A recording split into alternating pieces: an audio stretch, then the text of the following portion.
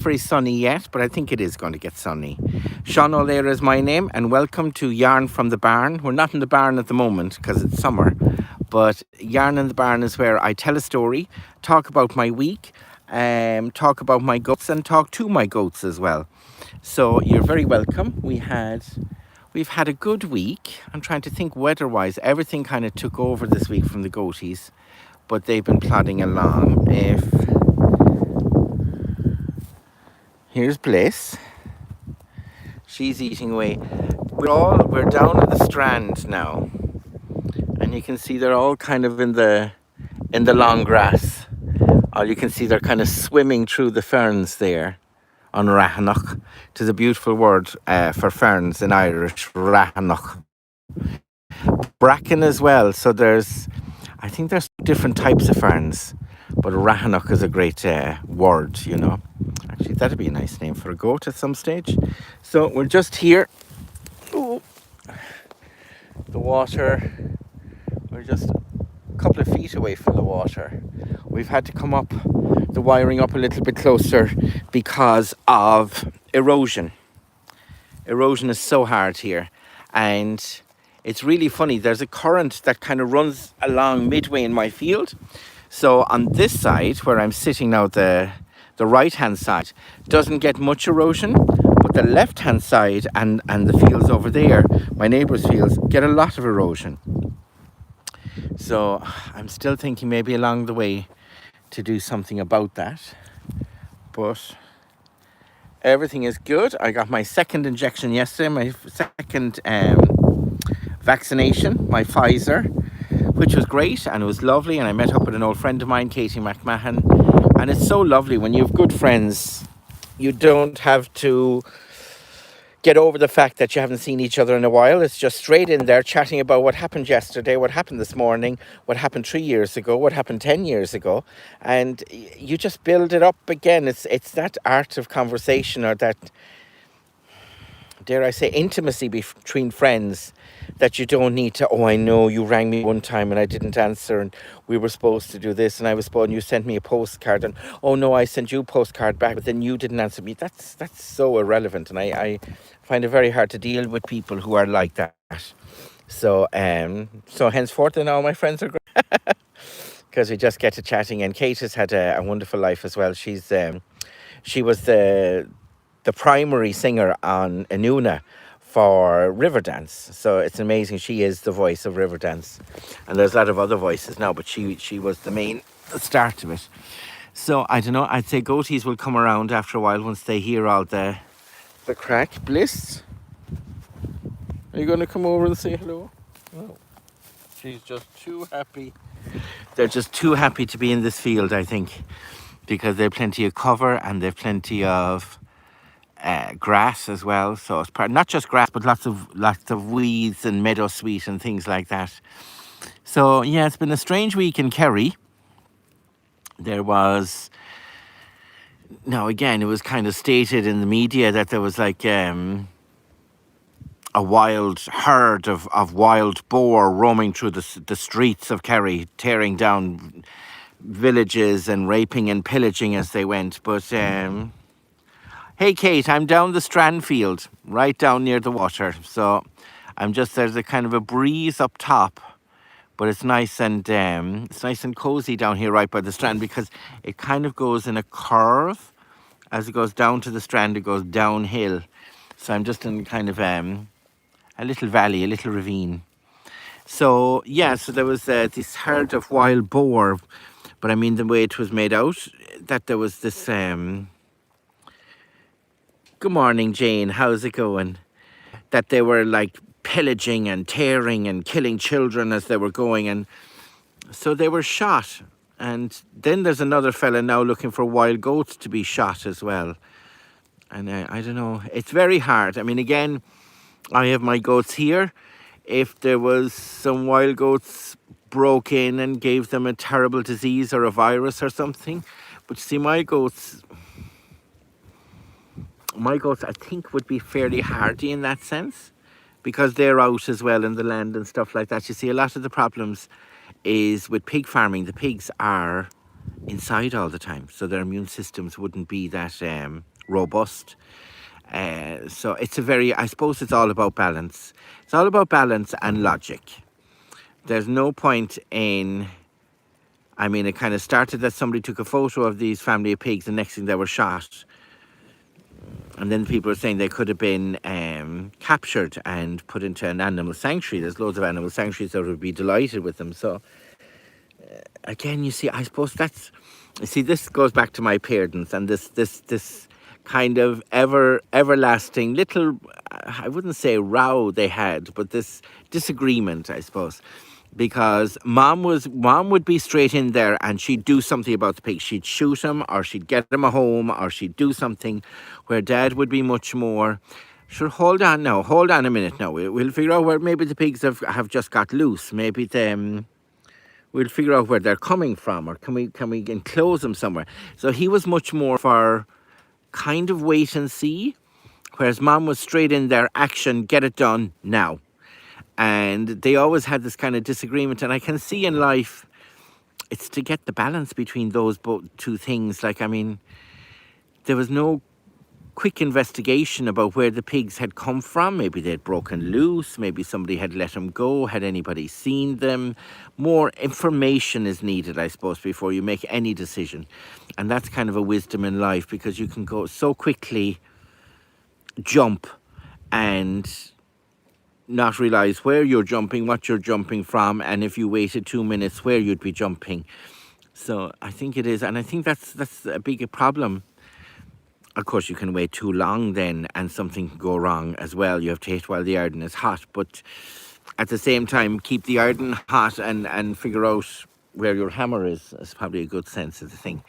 But it is that balance, I suppose. And again, it's just acting too quick,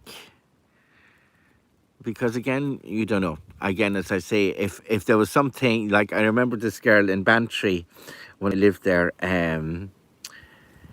she was saying, and it was very funny, she when she moved there to the countryside, she was like, why are people killing all the foxes? You know, they go around with the lights there and stuff. She was like, why are people killing all the foxes? Why are people killing all the foxes? And then she got hens and she got ducks. And the next year she was like, why aren't they killing more foxes? Why aren't they killing more foxes? So it's always that different perception. But I suppose it's balance as well. And I suppose really those wild animals should be that we need more wild animals, you know. We need to have a balance again. And I suppose maybe those pigs were up in the, would they be up in the mountains and came down because of the fire?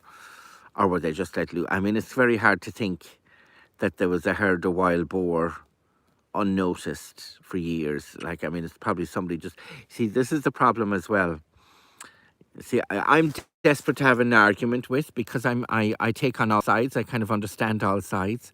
But there is a problem as well with people who take on animals and just let them go into the countryside. Because I know people as well, if they have goats and something happens to the goat, like mastitis, or something happens to her paps, they'll let the goat go in the wild, which is ridiculous, because the goat will keep having kids, not able to feed them, and the kids die. And it's so sad, and such a sad situation for the goat to be in then, and the other goats, the herd, because they're thinking, this is great, we have a, you know, able to reproduce, and they're not. Well, they are able to reproduce, but they're not able to sustain the kids. So you do need to take responsibility for the animals you have, you know. I think that's very important. And if everybody, that dumping animals and dumping goats and stuff is really horrible, you know. And that's why it's good to be a bit more aware and just sell them on to people who want to buy them. And know people might want to buy a goat as a lawnmower to keep the grass down. People might want them for great breeding. People might want them just as a pet. So once you know what people want and you give them what they want, and then not to be releasing them out in the wild, you know, that's very it's very heartless in a way. It's a kind of a coward's way out. So yeah, no sunshine today. They're all, hold on, I'll give you a,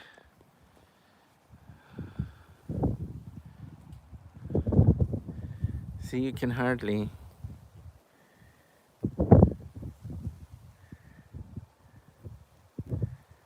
Uh, I'd say all the kiddies are up at the house. Ruby, is that Harold?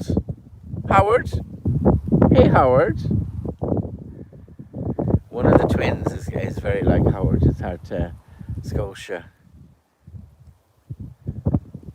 No, they're all eating away. As I say, this is like if I had a little roof here now, I could have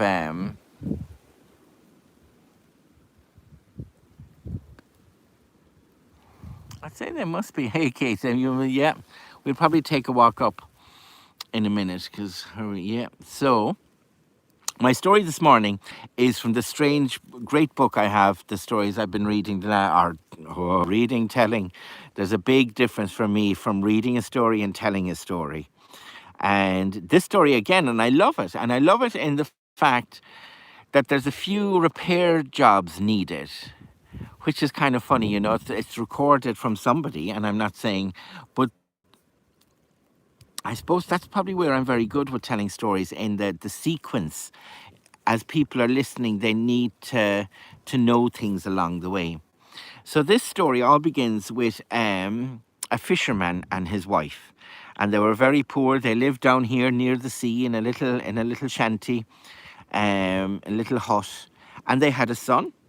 And the father would go out fishing, and he would take the son with him, trying to teach him the fishing. So if the father ever died, the son would know what to do and to keep them alive.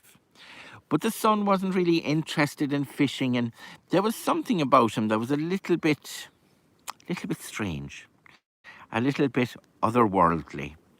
And it was going on anyway, and the father was teaching the son to fish, and they were down the water one day, and next thing they saw a black spot out in the horizon, and it got closer and closer and closer until they could see it was a boat. And it got closer again and closer again until they could see there was a man in the boat. And next thing, the man in the boat was up at the water's edge. He hopped out and he pulled the boat up, and he said good morning to the two of them. And he looked at the son, and he caught his face and his jaw and looked him up and down in the face, and he said, yes, I'm the Druid na Glassón. I'm the Classon of the trickster Druid. And this son could do very well by having an apprentice with me for a year. Give him to me for a year and a day, and I'll have him back. Oh, the father said, God, I know we'll have to talk to the mother first. Don't mind the women. I have no interest in women, the trickster Druid said. I'll take your son for a year and a day, and I'll bring him back here, and he'll be much better than he is now. And the father had to think about it, and he said, look, go on so, but have him back in a year and a day, because his mother will kill me if he's not back then. So the Druid took the son away, and he went off for a year and a day, and he taught the son a lot of the magic about shape changing and things like this, because the son had a bit of magic in him, you see. And that was all right. And the poor fisherman went home and told his wife, and she was very upset. But at the same time, she said, if this does him good, it would be great altogether. It would be great if he found his way in life. So the year and a day went quickly sometimes, and it went slow other times. But eventually, the time was up. And so the father was out fishing that morning, and next thing he saw the black dot getting closer and closer and closer. And next thing he could see was the boat, and there was two men inside in it. And he didn't recognize he saw the Druid, but he couldn't recognize the second fella. And the second fella hopped out anyway, and the Druid hopped out. They pulled up the boat, and the Druid said, now, is that your son? And he said, geez, I don't know, I don't think it's my son at all. Where is he?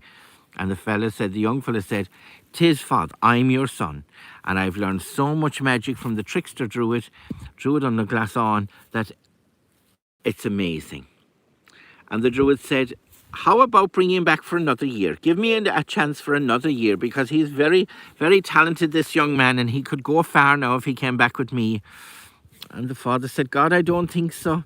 And the Druid went at him and he said, no, 'tis for your son's sake now. He'll be great. He'll be fantastic if you give him to me for another year and a day. And the father said, all right. And they hopped out and they rowed away. And as they rowed away, the Druid said, fair Play to you, Daddy.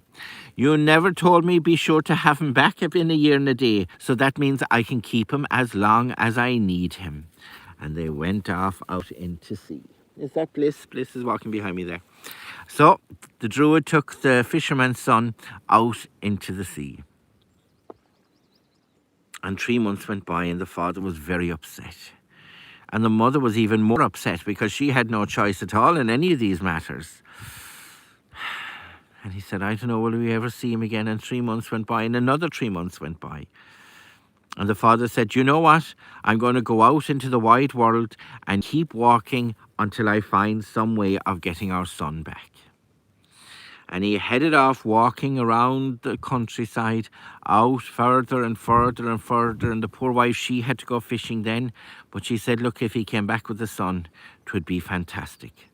Now, the father went off and he had several other adventures himself on how to get to the trickster druid's house.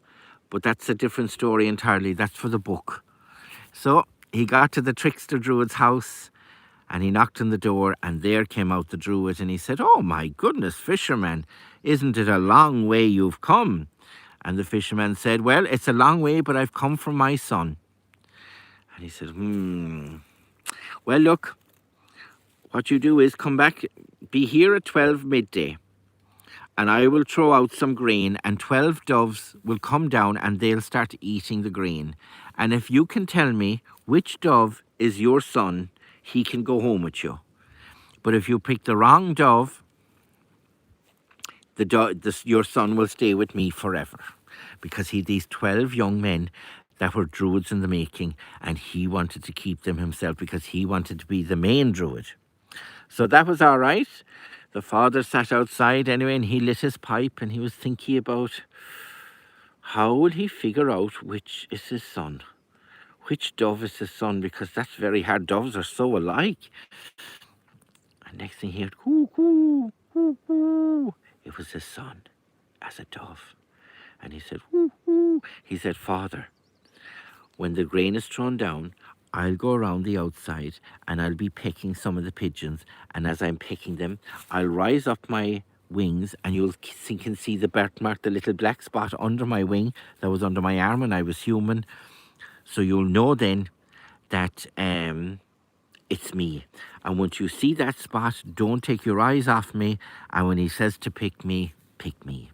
And that's exactly what happened. At 12 o'clock, the druid brought in the fisherman and he threw out the grain, and the 12 doves came down and they were all picking the grain and happy out. But one of them was going around the outside, and he was pecking the other pigeons, and if he did, he'd raise up his wings, and there the fisherman saw the birthmark, the little black spot under his wing. Well, he kept his eyes on that pigeon wherever it went. He kept his eyes on it, and even when the druid was talking to him to say, now pick your pigeon, he went, or pick your dove, he went, that one. And 'twas his son. And the druid said, well, now you didn't pick that by accident, so I'll have to give you your son. I will get back at him someday for tricking me. Well, that was all right. The son changed back into himself, and he'd become very friendly with one of the maids in the house. So he had to say goodbye to her, and he asked her to come with him. But she said, Edda, sure, you'd only be a fisherman now when you go home again. That's no good to me. Look, I'll stay here, and I have to finish out my service anyway. And he did ask her to come with him, but he went off with the father. And they were home, and they were fishing, and back fishing again. And the son wasn't great fisherman at all. He'd no great thought in the whole thing. And his father was fishing away. And that was all right until the king of Ireland put out a proclamation that there was going to be a great hunt. There was going to be a hunting deer in the area, and whoever hound caught it would get a great reward. And the son said, now, father, I only learned a certain amount of magic from the druid, but I'll tell you this. I'll turn myself into a beautiful, strong hound called Grover, and when the time is right, take me to where the hunt is on. Don't let me go straight away. Let all the other hounds get a good head start on me. Let me go, and then everybody will want to buy me. And what you do is ask for £400, And when you get me, make sure you hold on to the rope. Take the rope off the collar and keep that rope. And when all is done and I'm sold and gone away, shake the rope at the top of the hill and I'll appear in front of you in my own form. And that's exactly what happened. The day of the hunt, they let a deer go and all the hounds went after him. The father held his own son back and then he let the Grover go, and Grover went off and he overtook all the other hounds and he caught the deer for the king. And everybody was, how much do you want for that hound? How much do you want for the hound? And the father said, £400. And they did, and somebody bought the hound, but the father kept the rope. And that evening he went up the hill, he shook the rope, and there was his son in his own farm again. And they had £400, and back then that was an awful lot of money. So they were very happy. They didn't have to fish, but they were able to buy food and buy everything for themselves. And it was going on, and they were happy as Larry. And they didn't spend that much either. So that was all right. They went on. And another year's time then, the king put out another proclamation that it would be horse racing. There would be horse racing, and the horse that would win the king's race would get a great prize. So they were happy out. They were all excited, and the son said to the father, "Now, father, I will turn into a horse, and I'll go up and I'll be biting men and causing trouble and kicking up in the air and everything, and be sure to call for the best rider in the country to ride me. And hold me back, let all the other horses go first. I'll take over all of them, and I'll get there, and I'll win the race. They'll be mad to buy me and sell me, but hold on to the bridle whatever happens. And that evening, when you go up the hill and shake the bridle, and I'll be there." And that was all right. That went on, and the horse won the race. The son won the race as a horse, and everything was going great. They were all calling out, "How much for the horse? How much for the horse?" And your man said, £800. And he got £800. And there was such a fursha of people pushing and milding and moulding all over the place. He let go of the bridle, and they took the horse and the bridle as well. And he didn't know where they were gone. They took the horse off. He had his money, and he had his head down. And he went home to the wife. And he went home, and as he was going home, didn't he hear the voice of the druid in Glasgow, the trickster druid? And he said, "Ha ha, your son might have told you how to fix the doves, but I've got him back now in my own my own power." That was all right. He had the fisherman's son. He bought him, and he took the bridle as well. Of course, he knew what was going on. So he brought the son home, and he had him inside in this cave, and he had him all tied up in knots, his hands and his legs, and his head was tied up and squeezed up to the top. And there was a little stone put in here, and that stone stopped the son from doing any kind of magic. And he was inside there, and there was a drop of water coming down, and that was keeping him alive. And the trickster druid said, "You'll learn your lesson."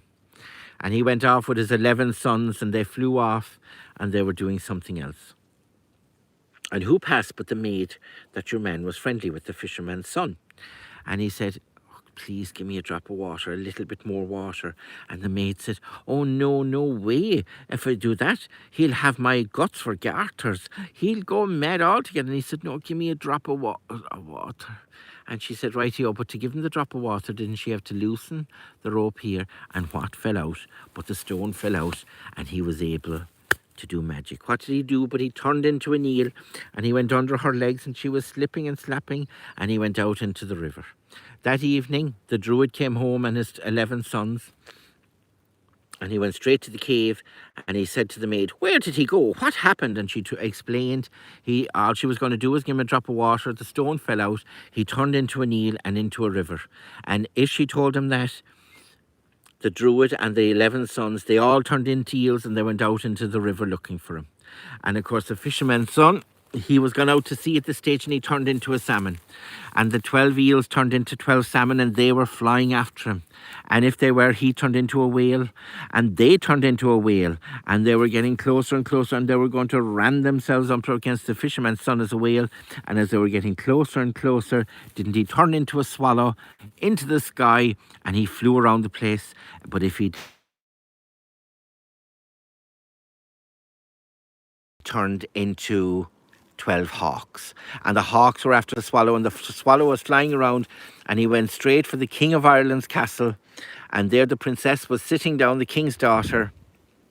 She was sitting down, and didn't he turn into a ring and land on the princess's lap? And he said, "Put me on straight away, princess, put me on." So she heard the ring talking, so she put the ring on her finger, and he said, "Whatever you do, don't let the ring go. Don't let it out of your sight. Don't give it to anybody." Well, the 12, the Druid and his 11 sons, turned into fantastic, beautiful men. They were like the Chippendales. And they were out then, and they were doing sport and football like the Chippendales, and they were doing all sorts of performances and singing and dancing and everything.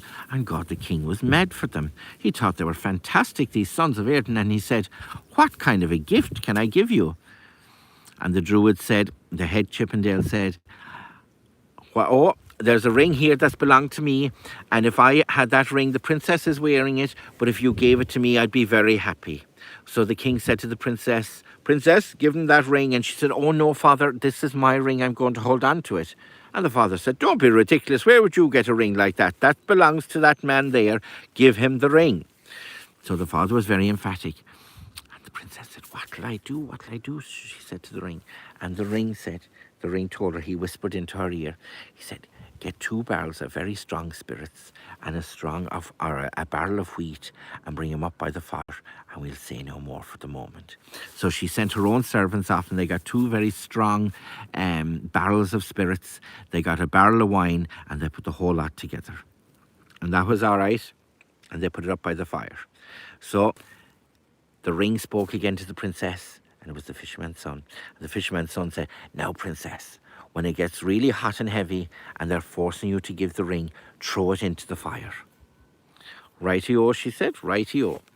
And say no more. And so that was all right. So they came in anyway, the Chippendales and the king, and they said, "Now, give us that ring, princess. If you don't give it to us, we'll take it by force." Well, she caught the ring and she threw it into the fire.